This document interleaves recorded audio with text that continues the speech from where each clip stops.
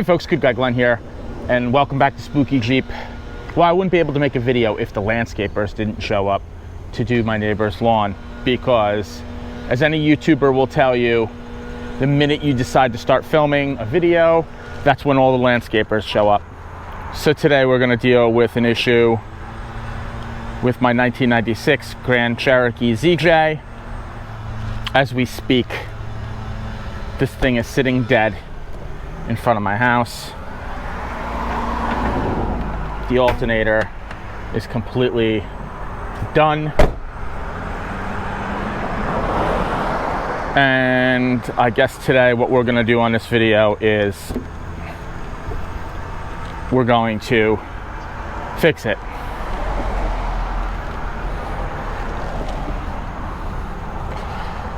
Any of you who are familiar with doing any work on vehicles know that in most vehicles, such as Ford trucks, Chevys, the alternator is on top.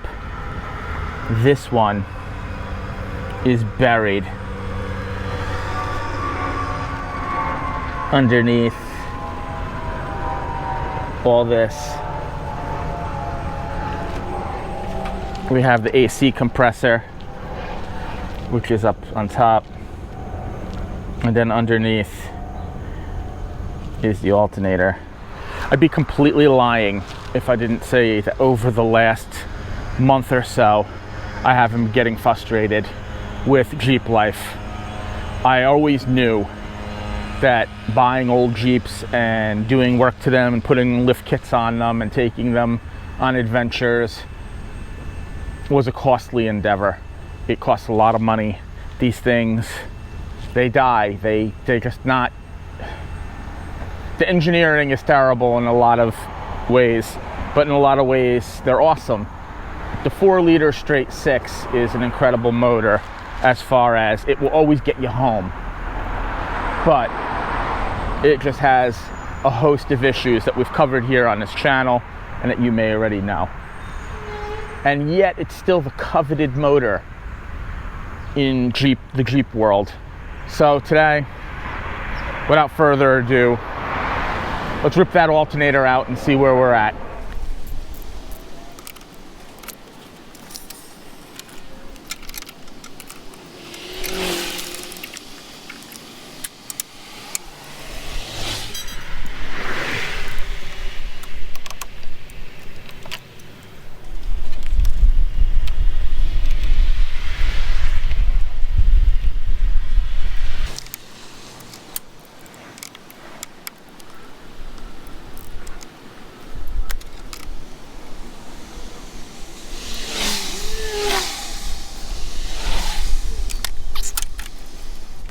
Well, this thing was so rounded off that I had to use vice grips to basically start loosening it up. So we're gonna have to replace this as well. Probably do what we did with the other side to this side.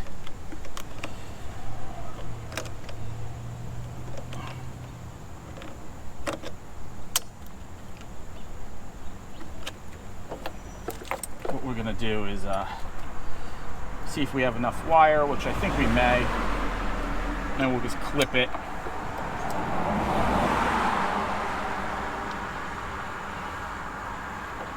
And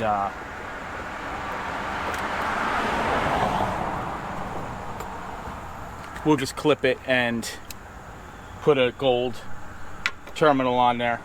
Next we're taking a 10mm and we're gonna take the top of the battery retainer off.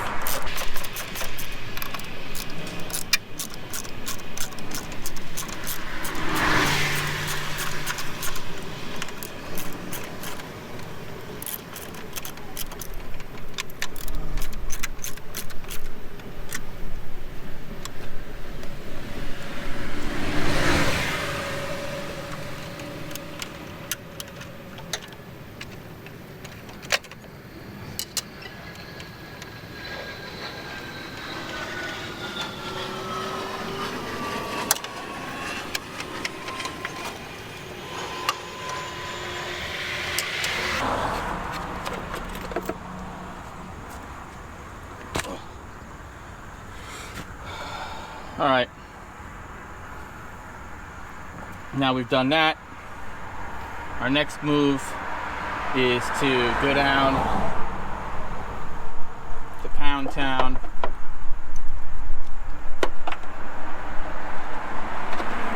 Once again, it's 10 millimeters. 10 millimeters, gonna take the battery tray out.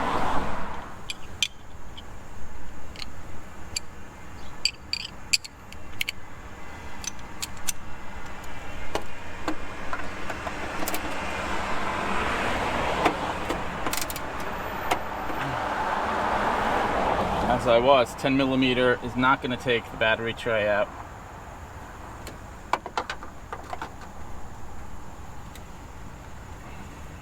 That one might just be rounded. And we just broke the head off.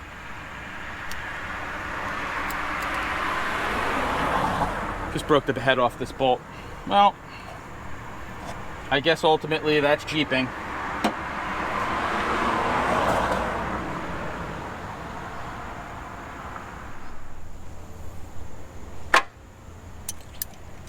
Sprayed it down with some WD. This thing is rounded real bad. And I'm guessing that's the case because I broke the head off the other one there. Now we're in a pickle, guys.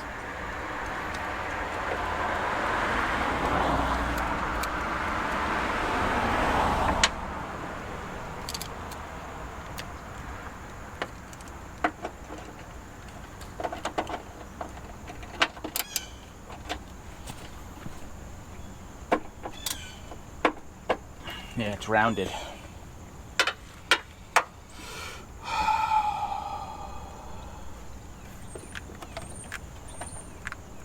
Well, I think we're gonna have to try to pull this alternator out from another direction.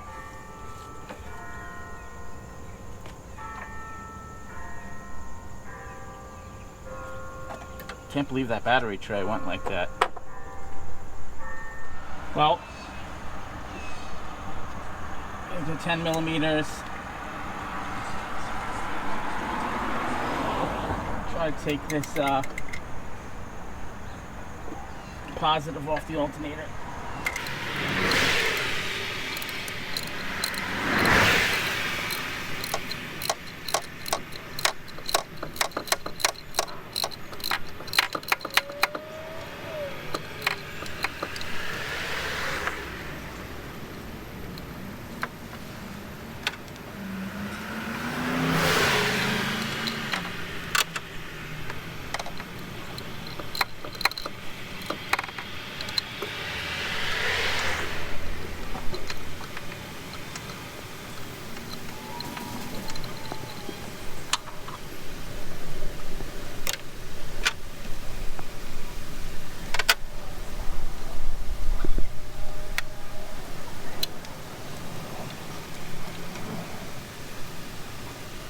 It's raining, but we'll see if we can hold up. The GoPro's waterproof. You know what they say, if it ain't raining, we ain't training. It's pouring out, of course, because this is the only day I could do this. The road is flooding now where my Jeep is. It's just always something. While it's raining, I'm gonna take this battery over to AutoZone and have them test it. And if it's no good, I'll probably just get a replacement, hopefully under warranty because it's only a couple years old. I think it's a 5-year battery and I only got 3 years out of it. Fingers crossed that goes right. If not, maybe they could just charge it up for me, but I don't know if we're gonna be able to get that alternator out today. It looks like it's gonna be doing this all day. So basically, I'm screwed. Well, it had stopped raining, but of course, wouldn't luck have it that the minute I come back out here to work on this thing, it's still raining. I'm gonna have to do this job in the rain. I don't have a choice. I got to get this thing out of the street. This battery tray is not going to want to come out. The one bolt is already broken off, and the other bolt is looking like it's going to probably break off as well. So with that being said, the tensioner is over here. There's a tensioner nut there. It's 15 millimeters. We're going to try to loosen that up, pull this belt off, and do the best we can to snake this alternator out of here. I honestly don't think it's going to happen this way, but we'll do the best we can to just get it out of there. 3 days later. Well, today's a lot better day. It's sunny out. It's not raining like it was the other day, so we're going to finish this up. What we have to do next is we need to loosen the belt tensioner, which is down there. This is a 15 millimeter socket. I already broke this free. It shouldn't ever break. It's not going to be that easy. And you just got to loosen it a couple of turns.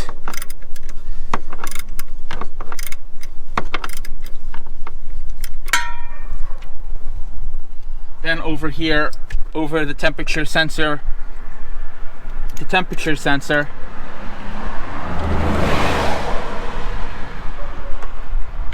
is a 15 millimeter bolt, and this is going to actually loosen your belt in theory.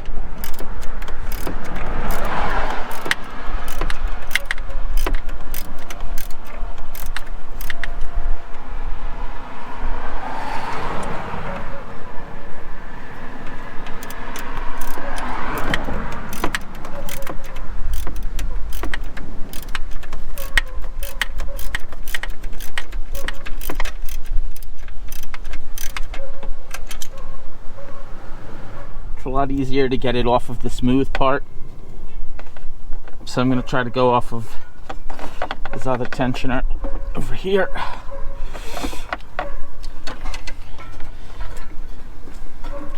Now, quick thing, if you're going to do this, make sure you have the diagram for the routing of your belts, which is here, and if you don't have it, draw the diagram before you start this, and that will save yourself a lot of headache. The next move is to have your neighbor's dog barking the whole entire time, because that helps.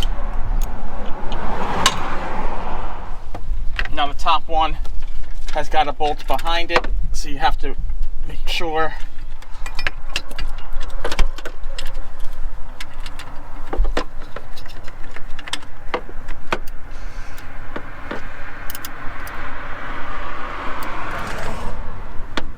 I mean, if you're feeling really ambitious, you can remove that radiator hose, but no, ain't nobody got time for that.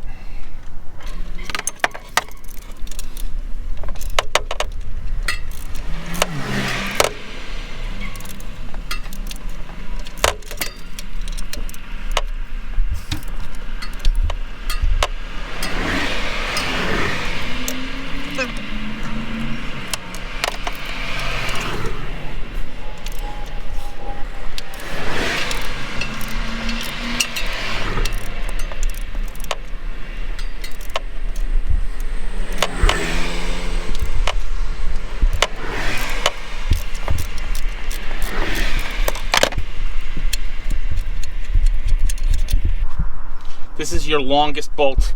That's important to remember.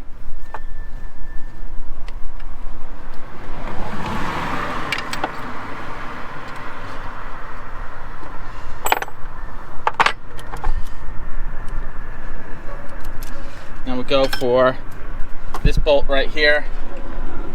It's a 15 millimeter as well. This is going to be your second longest bolt. And that goes down here.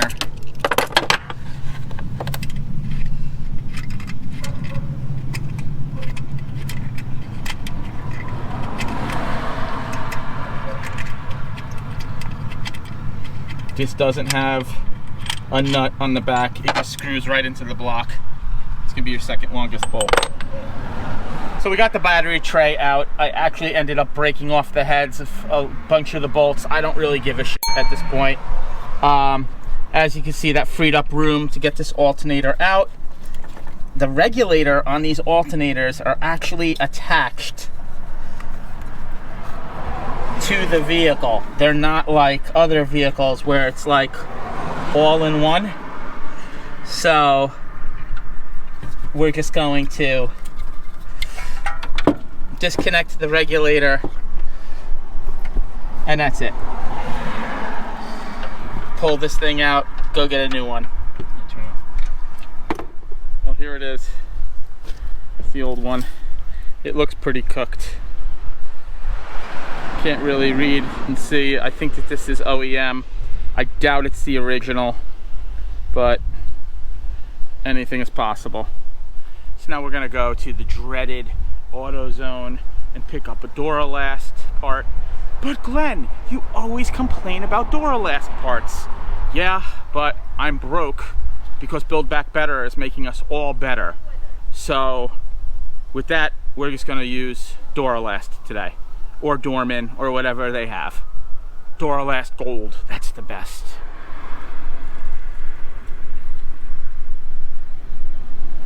There she is. Made in China. I didn't have much of a choice here, and the real kick in the ass was when I tested the other alternator, the old alternator at AutoZone.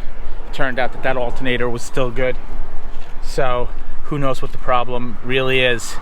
Is it the PCM? I guess we're gonna see. I wasn't gonna put in an old alternator where it tested positive, but for how long? This was a horror of a job. So I'm gonna put in this new alternator, and we're going to see what happens. The good thing is this thing has a warranty. They'll replace it. It's a limited lifetime warranty. They'll replace it once, which is great. Another thing I want to talk about is I talk trash about AutoZone parts, but AutoZone is one of the few auto parts stores that gives a military discount and discount to veterans, former members of the military, which big up to them. It's really cool that they do that.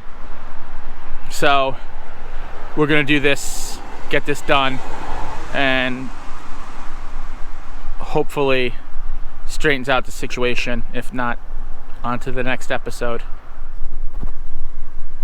First thing we're gonna do is we're going to put back the voltage regulator, which is attached to the Jeep. Very unusual setup because most alternators already had the regulator as part of the alternator. Then we're going to put the grounds back on. Those are 10 millimeters. This is 7 millimeter. Then the positive. Then we're going to bolt it all in, and it's going to be good to go, hopefully. That's all done now. So the voltage regulator is hooked back up. Now we'll just hook the power wire back up, then we'll bolt it all in. The wiring's all hooked up.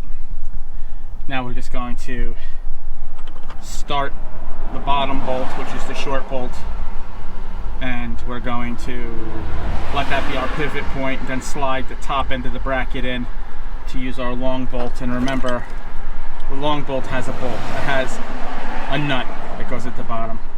It's back in there. Both bolts are secure, 15 millimeters, plus a 15 millimeter box wrench for the nut in the back. Now we just gotta try to get the belt back on. This is always my least favorite part. The belt is back on. Actually, it wasn't so hard. It's not like the finger death trap of Ford's, which has a spring-loaded tensioner, which, I mean, you always wind up propping a pipe up against your hood, and if that thing lets go when you're feeding it back through, you could lose your fingers. But this time, you know, we're just gonna tighten up the tensioner with a 15 millimeter. It's down there. Just look for your temperature sensor and it's right here. And then don't forget to tighten the bolt in front of the pulley to tighten that up so it doesn't move. Well, we got the battery tray back in. I was gonna take it out and clean it, but this is already running longer than I wanted it to. In the last episode, I changed this. I have one for this side. I'm going to cut it, and I'm gonna change this side as well. Put in a new battery. We're gonna start all fresh and see what happens. I'm gonna tighten these terminals up, and hopefully it fixes our problem. Well, we cut the old positive terminal off. Now we got two new gold terminals. We buttoned it up with the tie down. Here's the old positive terminal and some of the armor. I'm gonna take this out of here this time because as Corporal Chaffee will tell you, I missed this last time and left it under the hood. We use some dielectric grease. That's up to you. I find that the stuff works. Some people, whatever, bro. But we're gonna try it out, see if this thing starts up now.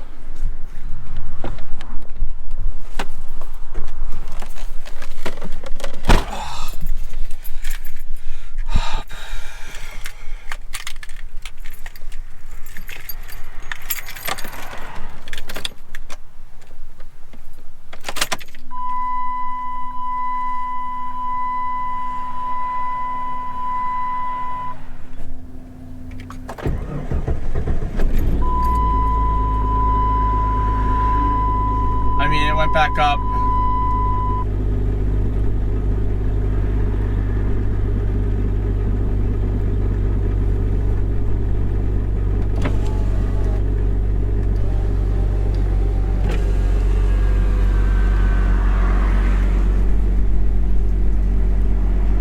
Seems to be running right. Victory!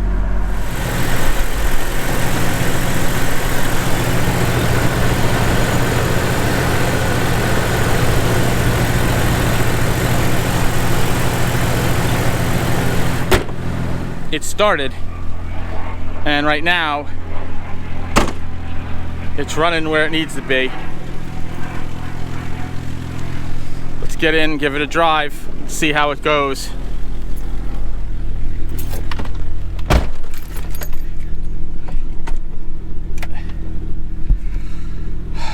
Turn my lights on. Under load, it seems to be fine. Let's go.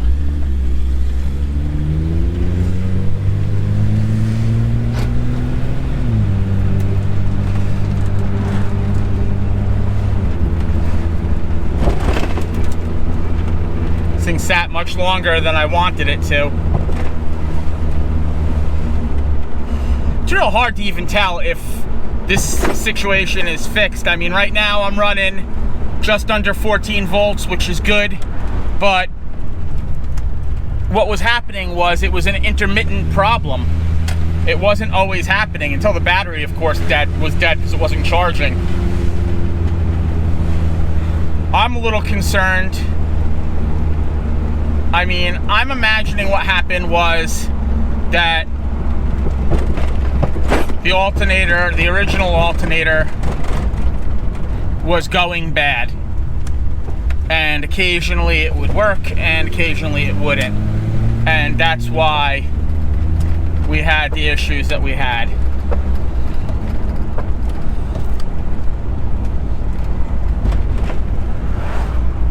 Almost hit the mailman.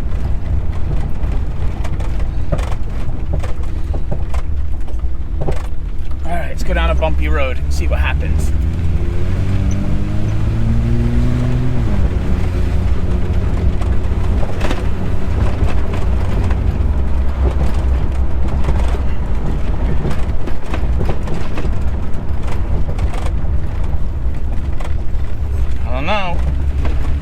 Charging.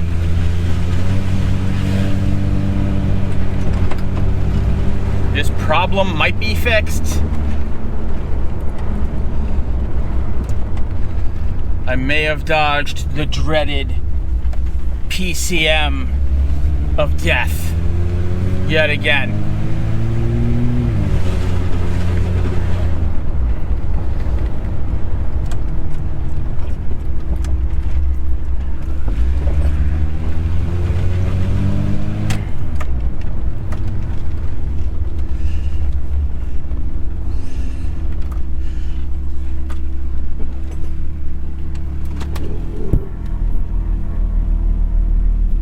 So is that it? Did we solve this problem? Or did we just put a Band-Aid on it? Who knows? But right now I'm happy. The Jeep is running. It's getting volts. It's running steady. It's actually running better than it has in a while, so maybe this was an issue. Or maybe I'm just like super excited that it's running at all. This is Jeep life. If you've had this problem in the past, leave a comment below. Tell me your story. Tell me what happened. I'd love to hear about it. I hope you liked this video, and if you did, don't forget to hit the like button. And don't forget to subscribe and hit the bell so when I come out with another video, you get a notification. I really hope that this video helped someone.